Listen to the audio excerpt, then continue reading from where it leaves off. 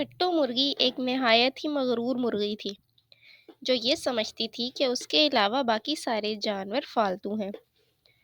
وہ اپنے گھر میں موجود باقی جانوروں کو خاطر میں نہ لاتی تھی اور سمجھتی تھی کہ شاید وہی صرف کام کی ہے۔ اس کے گھر میں موجود گھوڑا جو کہ سارا دن اپنی مالک کے ساتھ محنت کرتا تھا اور اس کے مالک اس سے پیسے کما کے لاتے تھے، وہ اسے بھی فالتو ہی سمجھتی تھی۔ حالانکہ چندو ایک نہایت محنتی گھوڑا تھا۔ اس کے گھر میں موجود کتا ڈبو، وہ سمجھتی تھی کہ ڈبو سارا دن آواز کرتا رہتا ہے اور کسی کام کا نہیں ہے، اور مالکن پتہ نہیں اس کے ناز نخرے کیوں اٹھاتی ہے، اور اپنے بارے میں اس کا خیال تھا کہ میرے کتنے پیارے پیارے چوزے ہیں اور میں روزانہ مالکن کو ایک انڈا بھی دیتی ہوں جو مالکن شوق سے کھاتی ہے۔ اس کے علاوہ اس کے گھر میں بطخ اور اس کے بچے بھی تھے۔ ان کے بارے میں اس کا خیال تھا کہ وہ ان سے زیادہ خوبصورت نہیں ہے اور صرف آواز کرتے رہتے ہیں، شور مچاتے رہتے ہیں، حالانکہ وہ بہت خوبصورت تھے۔ مالکن روز صبح اٹھ کر ڈبو کو کھانا دیتی تھی، چوزوں کو، مرغی کو، کٹوں اور سب جانوروں کو کھانا دیتی تھی۔ ایک دن ایسا ہوا کہ چندو بیمار ہو گیا۔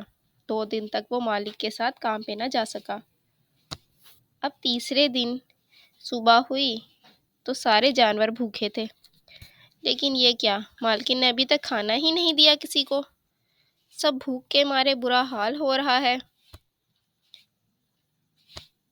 سب نے شور مچانا شروع کیا تو مالکن آئی اور مالکن نے کہا، میں جانتی ہوں بچوں، تم سب بھوکے ہو، لیکن کیا کروں، چندو بیمار ہے اور تمہارے مالک کام پہ نہیں جا سکے، اس لیے میرے پاس تمہیں کھانا لینے کے لیے پیسے ہی نہیں ہیں۔ جیسے ہی وہ ٹھیک ہوگا اور پیسے کما کے لائے گا تو میں تمہیں کھانا دے دوں گی۔ اب کٹو مرغی نے فیصلہ کیا کہ وہ باہر جا کے کھانا ڈھونڈ کے لائے گی۔ جب وہ واپس آئی تو اس نے دیکھا کہ گھر کے باہر بلی بیٹھی ہوئی ہے۔ وہ سمجھی کہ شاید بلی میرے چوزوں کو اب تک کھا چکی ہوگی۔ وہ بہت پریشانی کے عالم میں گھر میں داخل ہوئی تو اس نے دیکھا کہ ڈبو نے اس کے سارے چوزوں کی جان بچا لی اور بلی کو بھگا دیا۔ اب اسے احساس ہوا کہ ڈبو کتنے کام کا ہے اور وہ گھر کی رکھوالی کرتا ہے۔ اب اسے احساس ہوا اپنی غلطی کا اور وہ شرمندہ تھی۔ اس نے اللہ پاک سے معافی مانگی اور دعا کی کہ اللہ پاک چندو کو جلد صحت یاب کر دیں۔ اللہ پاک نے اس کی فریاد سن لی۔ اگلے دن چندو ٹھیک ہو گیا اور مالک کے ساتھ کام پہ چلا گیا۔